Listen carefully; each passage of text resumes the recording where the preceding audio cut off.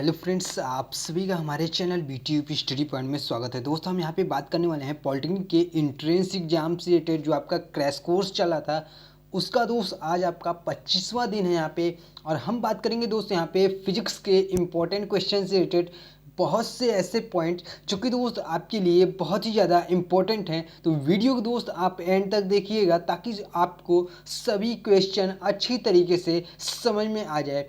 जितने भी स्टूडेंट यहाँ पे नए स्टूडेंट जुड़े हैं सभी लोग चैनल को सब्सक्राइब करिएगा, साथ ही दोस्त बेल आइकन को ऑल पे प्रेस करिएगा जिससे दोस्त आने वाली वीडियो का नोटिफिकेशन आपको लगातार मिल सके। और जितने भी यहाँ पे नए स्टूडेंट हैं हमारे प्रीवियस क्लासेस को नहीं देखा है तो नीचे दोस्त आपको डिस्क्रिप्शन में प्लेलिस्ट का मिल जाएगा पॉलिटेक्निक क्रैश कोर्स के नाम से। जैसे ही दोस्त लिंक पे क्लिक करेंगे आपको एक प्लेलिस्ट खुल जाएगा जिसमें आपको ढेर सारे वीडियो सीरियल वाइज मिलेंगे। क्लासेस जैसे यहाँ पे आप देख रहे हैं 1 2 3 4 5 ऐसे करके पूरे आपको 24 प्रीवियस क्लासेस मिल जाएंगे। तो एक एक वीडियो को दोस्त आप अच्छी तरीके से देखिएगा और एक एक पॉइंट समझने की कोशिश करिएगा। तो चलते हैं दोस्त, आज की क्लासेस यहाँ से स्टार्ट करते हैं। दोस्त यहाँ पे दोस्त हम बताएंगे आपको फिजिक्स से रिलेटेड जो इम्पोर्टेंट क्वेश्चन यहाँ पे। तो पहला क्वेश्चन है दोस्त, आज का जो आपका पहला क्वेश्चन है, जब दो असमान व्यास की केस नलियों को द्रव्य में उल्टा डुबोया जाता है तो द्रव की ऊंचाई होगी। तो द्रव्य की ऊंचाई क्या होगी? कम व्यास की नली में अधिक होगी। क्यों अधिक होगी इसका मैं रीजन बताऊंगा।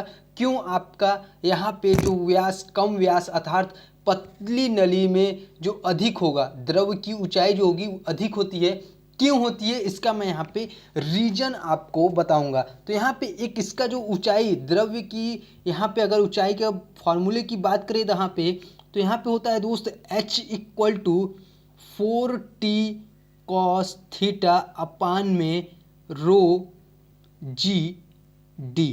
क्या होता है दोस्त? 4t cos थीटा अपान में रो जी डी। ठीक है, ये आपका फॉर्मूला है। जहाँ पे अगर आप देखेंगे d जो है, अगर आप d की बात करते हैं यहाँ पे, तो d आपका है केस नली का व्यास, रो जो है वो आपका द्रव्य का घनत्व है, t जो है यहाँ पे वो आपका क्या है? पृष्ठ तनाव है। h क्या है यहाँ पे? h जो आप देख रहे हैं केस नली में द्रव्य स्तंभ की ऊंचाई है, और ये जो कोण आप थीटा देख रहे हैं यहाँ पे ये आपका स्पर्श कोण है। अतः नेशनली केस नली में द्रव्य स्तंभ की ऊंचाई अथवा निचाई h केस नली के व्यास d के व्युत्क्रमानुपाती होता है। इसे हम क्या बोल सकते हैं दोस्त? यहाँ पे मैंने क्या बताया? h = 1 अपान में d। क्या दोस्त? h = 1 अपान में d अर्थात केस नली में द्रव्य स्तंभ की ऊंचाई h और उसका जो यहाँ पे d व्यास d के व्युत्क्रमानुपाती होता है। इसीलिए दोस्त यहाँ पे कम व्यास की अर्थात पतले केस नली में द्रव्य अधिक ऊंचाई तक और अधिक व्यास की अर्थात मोटी केस नली में कम ऊंचाई तक द्रव्य चढ़ता है। तो इसका जो रीजन है यहाँ पे H = 1 अपान में d, इसी कारण जो कम व्यास की नली में जो द्रव्य की ऊंचाई क्या होती है? अधिक होती है। तो आशा करते हैं दोस्त आपको पॉइंट क्लियर हो गए क्यों आपकी ऊंचाई अधिक होती है कम व्यास की नली में। तो यहाँ पे दोस्त हम बात करेंगे इससे रिलेटेड कुछ इंपॉर्टेंट पॉइंट की। तो यहाँ पे हम पहले पॉइंट पे दोस्त बात करेंगे कि केशिकत्व होता क्या है। जो आपका कैपिलरिटी होती है वो क्या होता है? केस नली में द्रव्य के ऊपर चढ़ने अथवा नीचे उतरने की घटना को क्या कहते हैं? केशिकत्व कहते हैं। क्या कहते हैं दोस्त? केशिकत्व कहते हैं। दूसरे पॉइंट पे दोस्त यहाँ पे बात करते हैं, केशिकत्व का कारण पृष्ठ तनाव होता है। क्या होता है? पृष्ठ तनाव होता है, सरफेस टेंशन होता है। किसका कारण? केशिकत्व का कारण। तीसरे पॉइंट पे दोस्त यहाँ पे बात करते हैं, सभी पॉइंट दोस्त आपके लिए इंपॉर्टेंट है, हो सके तो दोस्त पॉइंटों को आप नोट डाउन करिएगा ताकि दोस्त अगर आपको रिवीजन करना हो तो आप वहाँ पे आसानी से रिवीजन कर सकते हैं। तीसरे पॉइंट पे दोस्त बात करते हैं, केशिकत्व ससंजन तथा असंजन दोनों बलों के कारण भी होता है। ठीक है, जो आपका केशिकत्व का गुण होता है ये आपका ससंजन और असंजन बल दोनों के कारण संभव है। तीसरे चौथे पॉइंट पे दोस्तों यहाँ पे बात करते हैं, जिस नली का व्यास 6 mm से कम या 6 mm से 6 mm हो तो उसे हम क्या कहेंगे, केस नली। कोई भी नली है दोस्त, अगर उसका व्यास 6 mm है, 6 mm से अधिक है, ठीक है, या 6 mm के इक्वल हो, ठीक है, 6 mm के अधिक हो या 6 mm के इक्वल हो तो उसे हम क्या कहेंगे, केस नली कहेंगे। अर्थात एक तरह से हम यहाँ पे कह सकते हैं कि ऐसा नली, क्या कहेंगे दोस्त, ऐसा नली जिसका व्यास 6 mm से कम या 6 mm के बराबर हो तो उसे हम क्या कहेंगे, केस नली कहेंगे। 5वें पॉइंट पे दोस्त यहाँ पे बात करते हैं, जिस केस नली का व्यास 15 mm से कम तथा 6 mm से अधिक हो तो उसे हम क्या कहते हैं, पीजोमीटर नली कहते हैं। क्या कहते हैं दोस्त, पीजोमीटर नली कहते हैं। फिर से आप सुनिए यहाँ पे, जिस भी नली का व्यास 6 mm से कम या 6 mm के इक्वल हो तो उसे हम क्या कहेंगे, केस नली कहेंगे। और ऐसा केस नली जिसका व्यास 15 mm से कम या 6 mm से अधिक हो तो उसे पीजोमीटर नली कहते हैं। क्या कहते हैं दोस्त, पीजोमीटर नली कहते हैं। 7वें पॉइंट पे दोस्त यहाँ पे बात करते हैं। अगला पॉइंट है आपका, जिस केस नली का व्यास 15 mm से कम, अर्थात जिस केस नली का व्यास 15 mm से अधिक अथवा 15 mm के बराबर हो तो उसे क्या कहेंगे, हम पाइप। क्या कहेंगे दोस्त, उसे हम पाइप कहते हैं। जिस केस नली का व्यास 15 mm से अधिक हो या तो 15 mm के बराबर हो तो वो हमारा क्या कहलाएगा, पाइप कहलाता है। बात करेंगे दोस्त, हम चलते हैं यहाँ पे अगले क्वेश्चन की ओर। अगला क्वेश्चन है दोस्त, यहाँ पे ध्यान से क्वेश्चन को समझिएगा। यहाँ पे क्वेश्चन है, एक कण आर त्रिज्या के वृत्त में गति कर रहा है। आधा चक्कर पूरा हो जाने के बाद चली गई दूरी तथा विस्थापन क्या होगा। तो कण द्वारा वृत्तीय गति में आधा चक्कर पूरा कर लेने के बाद उसके द्वारा चली गई दूरी पाई आर, और जो विस्थापन होगा कितना होगा, 2r। क्या होगा दोस्त, दूरी जो होगी वो आपकी पाई आर होगी और जो उसका विस्थापन होगा वो क्या होगा, 2r होगा। अर्थात इसका जो बिल्कुल ही यहाँ पे करेक्ट आंसर है वो आपका बी है, पाई आर और 2r इसका आंसर होगा। बात करते हैं दोस्त इससे रिलेटेड हम इम्पोर्टेंट पॉइंट की। तो पहला पॉइंट दोस्त इम्पोर्टेंट पॉइंट है, इसे आप नोट डाउन जरूर करिएगा। वृत्तीय गति में किसी कण द्वारा एक चक्कर पूरा कर लेने के बाद उसके द्वारा चली गई दूरी 2 पाई आर तथा विस्थापन 0 होता है। कितना होता है, फिर से आप सुनिए, वृत्तीय गति में कोई भी कण अगर वहाँ पे चक्कर लगा रहा है तो उसका एक चक्कर पूरा होने के बाद चली गई टोटल जो दूरी होगी कितनी होगी, 2 पाई आर। ये क्या होगी, दूरी। क्या होगी दोस्त, ये आपकी दूरी होगी। अगर यहाँ पे बात करें विस्थापन की तो विस्थापन आपकी कितना होगा, 0। विस्थापन क्या होगा, 0 होगा। दूसरे पॉइंट पे दोस्त यहाँ पे बात करते हैं, वृत्तीय गति में किसी कण द्वारा 1/4 चक्कर पूरा कर लेने के बाद उसकी चली गई दूरी क्या होगी, पाई आर अपान में 2। और विस्थापन यहाँ पे देखें तो विस्थापन हो जाएगा √2r। ये क्या होगा, विस्थापन। ठीक है, विस्थापन क्या होगा, √2r होगा। कब होगा, जब 1/4 चक्कर पूरा करेगा। ठीक है, वृत्तीय गति में कोई कण 1/4 चक्कर पूरा करेगा तो उसकी जो चली गई टोटल दूरी होगी कितनी होगी, पाई आर अपान में 2। और जो विस्थापन होगा √2r होगा। ठीक है, ये सभी जो मैं पॉइंट बता रहा हूँ ये जब आप न्यूमेरिकल लगाएंगे तो वहाँ पे आपको न्यूमेरिकल बहुत ही अच्छी तरीके से आप कर पाएंगे, वहाँ इसका यूज आपको देखने को मिलेगा। बात करते हैं दोस्त हम यहाँ पे तीसरे पॉइंट की। तो तीसरा पॉइंट है, जब कोई कण एक समान चाल से वृत्तीय पथ पर गति करता है तो उसकी दिशा लगातार बदलती जाती है, अर्थात उसका वेग निरंतर बदलता जाता है। ठीक है, यहाँ पे दोस्त हम चलते हैं अगले क्वेश्चन की ओर। यहाँ पे दोस्त अगला क्वेश्चन है, यहाँ पे ध्यान से समझिएगा। क्वेश्चन बोल रहा है, 4 गेंदें 36 से क्रमशः 15 डिग्री, 30 डिग्री, 45 डिग्री तथा 70 डिग्री के कोण बनाती हुई ऊर्ध्वाधर तल में समान वेग से प्रक्षेपित की जाती हैं। जो गेंद पृथ्वी पर सबसे पहले टकराएगी वह कौन सी होगी। तो वह कौन सी गेंद होगी, यहाँ पे जो आपका एंगल दिया हुआ है कोण, कि सभी जो एंगल है यहाँ पे जो गेंद है वो आपका इतने एंगल है, यहाँ पे कोण दिया हुआ है। तो इसका जो आंसर होगा वो आपका पहली गेंद होगा। जिसका एंगल सबसे कम होगा वो क्या होगा, वो पृथ्वी पर सबसे पहले टकराएगा। क्यों टकराएगा दोस्त, इसका मैं यहाँ पे रीजन आपको बताऊंगा। तो यहाँ पे प्रक्षेप का उड्डयन काल, उड्डयन काल का नाम आपने सुना होगा। प्रक्षेप का उड्डयन काल का जो फार्मूला होता है T equal to u sine theta अपान में जी। क्या है दोस्त, यू साइन थीटा अपान में जी। यदि वेग u समान है, वेग क्या है, u आपका समान है, यहाँ पे क्या बोल रहा है, ऊर्ध्वाधर तल से समान वेग से प्रक्षेपित की जाती हैं। तो इसमें अगर आपका u समान है तो उड्डयन काल t केवल आपका यहाँ पे थीटा पर निर्भर करेगा। किस पे करेगा, प्रक्षेपण कोण थीटा पर निर्भर करेगा। अतः यदि प्रक्षेपण कोण थीटा का मान कम होगा तो उड्डयन टी भी आपका क्या होगा, कम होगा। इसलिए क्या होगा कि पहली गेंद, यहाँ पे पहली गेंद का सबसे कम कोण अर्थात 15 डिग्री पर प्रक्षेपित की गई है, तो वह क्या होगा, पृथ्वी पर सबसे पहले टकराएगा। ठीक है, इसका रीजन आपने सुना। यहाँ पे रीजन क्या मैंने बताया, उड्डयन काल, जो आपका टी का यहाँ पे फॉर्मूला होता है यू साइन थी अपान में टी। तो उड्डयन, जब आप यहाँ पे उड्डयन का मान यहाँ पे टी की वैल्यू को बढ़ाएंगे, यहाँ पे थीटा की वैल्यू भी बढ़ेगी। यहाँ पे जो सबसे कम होगा, जिस थीटा की वैल्यू यहाँ पे किस पे, प्रक्षेपण कोण थीटा पर निर्भर करेगा, जो आपका उड्डयन काल है यहाँ पे। ठीक है, अर्थात यहाँ पे जो आपका सबसे कम कोण होगा वह क्या होगा, पृथ्वी पर सबसे पहले टकराएगा।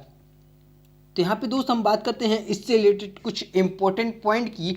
तो पहले पॉइंट पे दोस्त हम यहाँ पे बात करते हैं। पहला पॉइंट है, यदि हम किसी गेंद को छत से नीचे गिराएं तथा ठीक उसी समय दूसरी गेंद को क्षैतिज दिशा में फेंकें तो दोनों ही गेंदें पृथ्वी पर अलग अलग स्थानों पर लेकिन एक साथ पहुंचेंगी। जो वहाँ पे टाइम पीरियड होगा वो क्या होगा, एक साथ ही वहाँ पे पहुंचेंगी।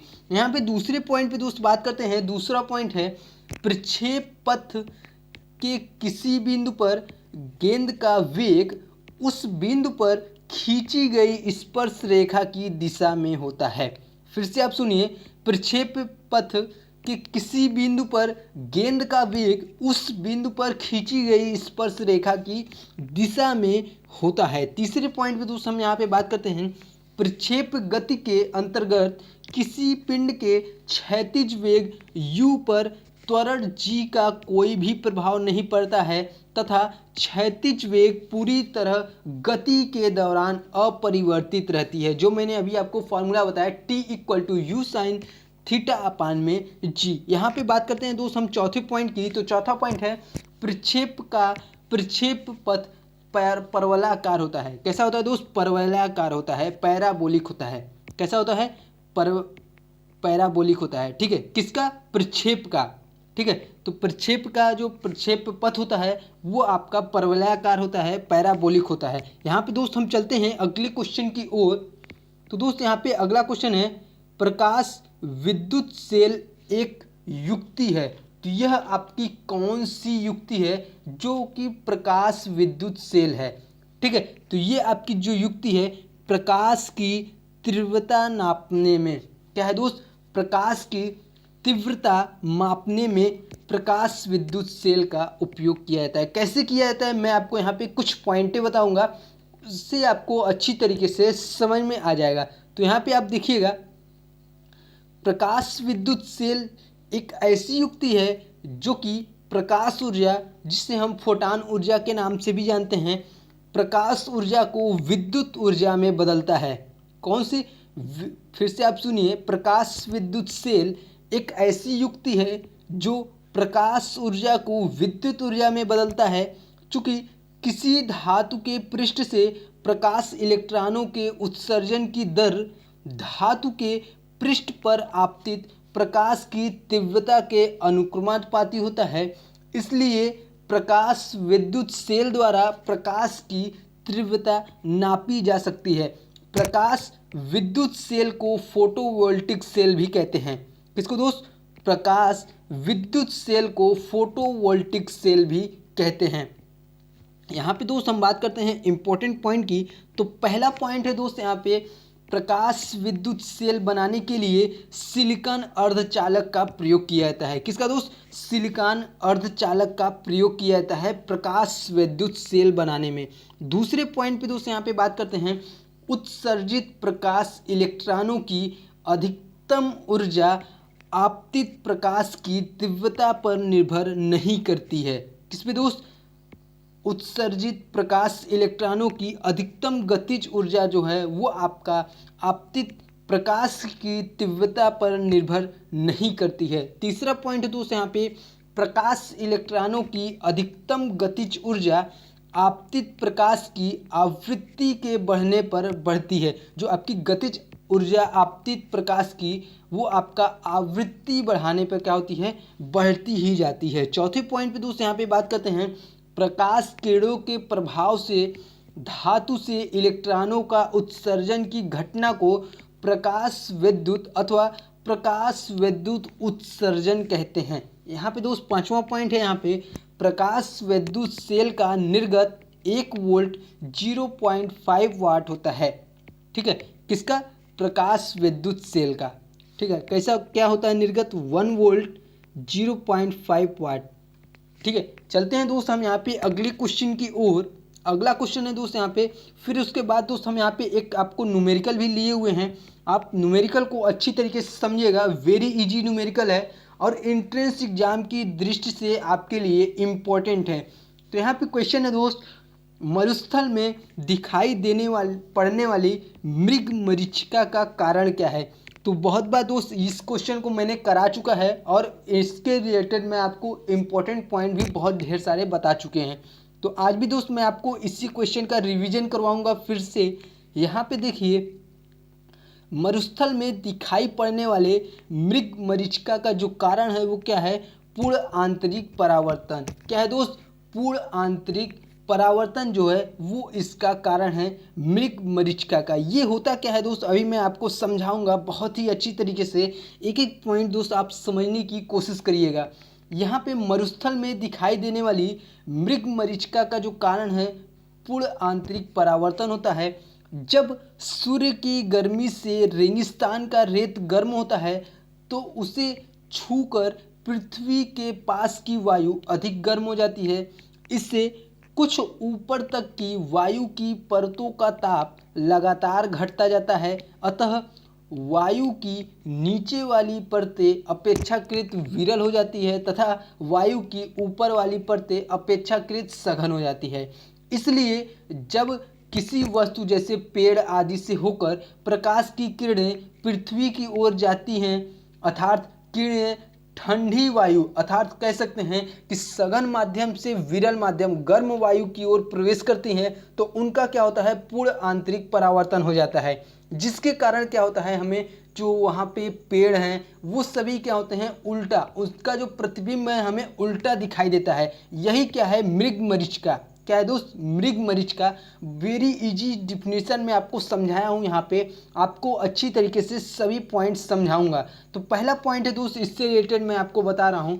पहला पॉइंट है, प्रकाशिक तंतु जो आपका ऑप्टिकल फाइबर पूर्ण आंतरिक परावर्तन के सिद्धांत पर कार्य करता है। जो आपका प्रकाशिक तंतु है ये आपका पूर्ण आंतरिक परावर्तन के सिद्धांत पर कार्य करता है, जो आपका ऑप्टिकल फाइबर है। यहाँ पे दोस्त दूसरे पॉइंट पे दोस्त यहाँ पे बात करते हैं। दूसरा पॉइंट है, पूर्ण आंतरिक परावर्तन के लिए आपतन कोण आई का मान क्रांतिक कोण से अधिक होना चाहिए।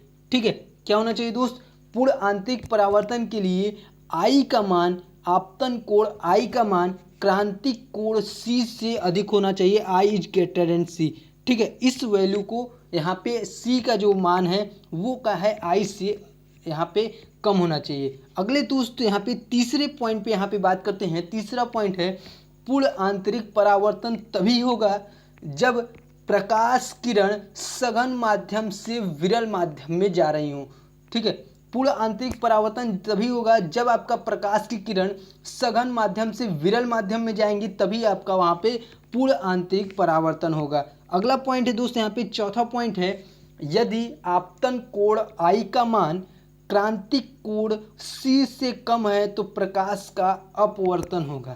क्या होगा दोस्त? अपवर्तन होगा। कब होगा? जब आपतन कोण का मान क्रांतिक कोण C से कम होगा। ठीक है, अर्थात यहाँ पे C is greater than I। ठीक है, या तो I is less than C कर सकते हैं इसको। ठीक है, तो यहाँ पे चलते हैं दोस्त हम यहाँ पे अगले क्वेश्चन की ओर।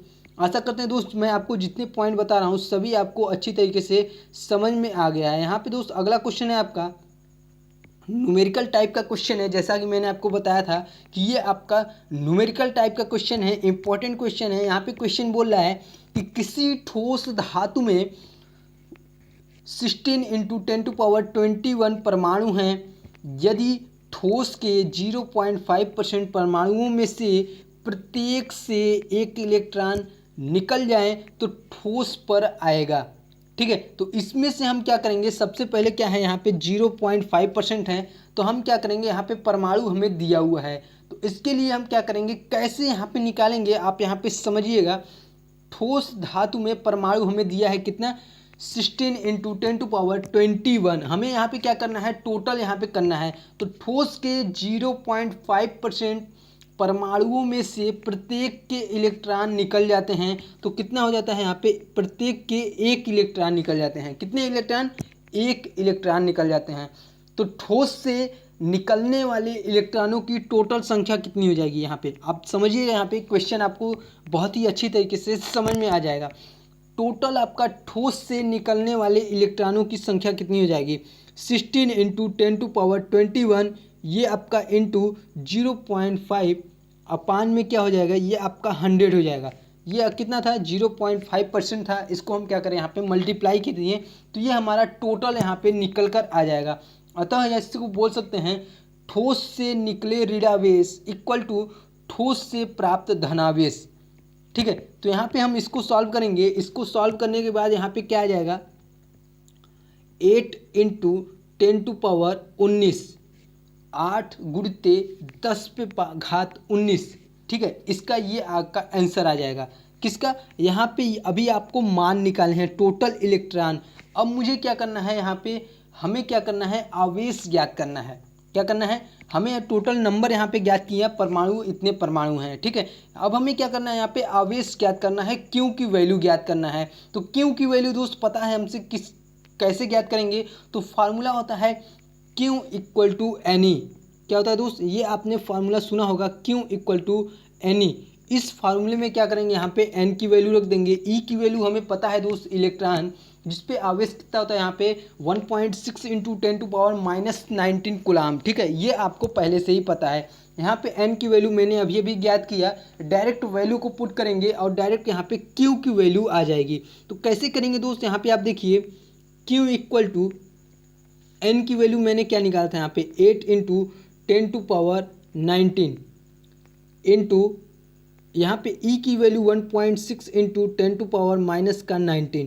ठीक है, यहाँ पे इसको हम सॉल्व करते हैं तो Q = आ जाएगा 12.8 कूलाम।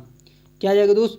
12.8 कूलाम। ये आपका प्लस माइनस कैंसिल हो जाएगा। आप इसको मल्टीप्लाई करेंगे 1.6 × 8 करेंगे तो 12.8 आ जाएगा। 16 अट्ठे कितना हो जाएगा? 128 हो जाएगा। तो 12.8 कूलाम इसका आंसर हो जाएगा, जो कि इसका आवेश हो जाएगा।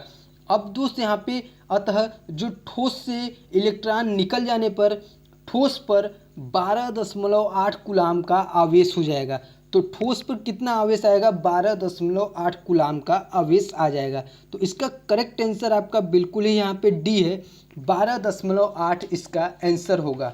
अब बात करेंगे दोस्त हम इससे रिलेटेड कुछ इंपॉर्टेंट पॉइंट की, ताकि अगर आपको एंट्रेंस एग्जामिनेशन में क्वेश्चन आते हैं तो आपको कॉन्सेप्ट क्लियर रहेगा दोस्त, तभी आप क्वेश्चन को सॉल्व कर पाएंगे। तो पहला पॉइंट पे दोस्त यहाँ पे बात करते हैं। पहला पॉइंट है वह न्यूनतम संभव आवेश जो स्थायी होता है उसे हम मूल आवेश कहते हैं, जिसका मान क्या होता है? 1.6 × 10⁻−90 कूलाम होता है। ये आप सभी को पता होना चाहिए। दूसरे पॉइंट पे दोस्त बात करते हैं। दूसरा पॉइंट है सभी ज्ञात वस्तुओं में आवेश की मात्रा इलेक्ट्रॉन के आवेश के बराबर या अधिक होगी, लेकिन कभी भी क्या होगी? कम नहीं होगी। कोई भी वस्तु है, जितने आपकी ज्ञात वस्तुएं हैं उसमें आवेश की मात्रा इलेक्ट्रॉन के आवेश के बराबर या उससे अधिक होगी, लेकिन उससे कम आपका कभी भी नहीं होगा। तीसरे पॉइंट पे दोस्तों यहाँ पे बात करते हैं। तीसरा पॉइंट है, अगर किसी वस्तु से इलेक्ट्रॉन निकलेंगे तो वस्तु का द्रव्यमान कम होगा तथा वस्तु पर धनावेश उत्पन्न हो जाएगा। ठीक है, इस बात का आप विशेष ध्यान रखेंगे, जो कि मैंने आपको क्वेश्चन में अभी कराया। चौथा पॉइंट है दोस्त, यहाँ पे चौथा पॉइंट है, अगर किसी वस्तु पर इलेक्ट्रॉन आएंगे तो वस्तु का द्रव्यमान बढ़ेगा तथा वस्तु पर ऋणावेश उत्पन्न हो जाएगा। ठीक है, अगर कोई वस्तु है उस पर आपका इलेक्ट्रॉन आएंगे तो वस्तु का द्रव्यमान बढ़ेगा और साथ ही क्या होगा, उस पर ऋणावेश उत्पन्न हो जाएगा। पांचवें पॉइंट पे दोस्तों यहाँ पे बात करते हैं, आवेश को न तो उत्पन्न किया जा सकता है और न ही नष्ट किया जा सकता है, बल्कि क्या है, इसे तार द्वारा एक स्थान से दूसरे स्थान तक भेजा जा सकता है। ये तो आप सभी को पता होगा। तो आशा करते हैं दोस्तों आज के क्लासेस में मैंने जितने पॉइंटों को कवर कराया सभी आप लोगों को अच्छी तरीके से सभी पॉइंट क्लियर हो गए हैं।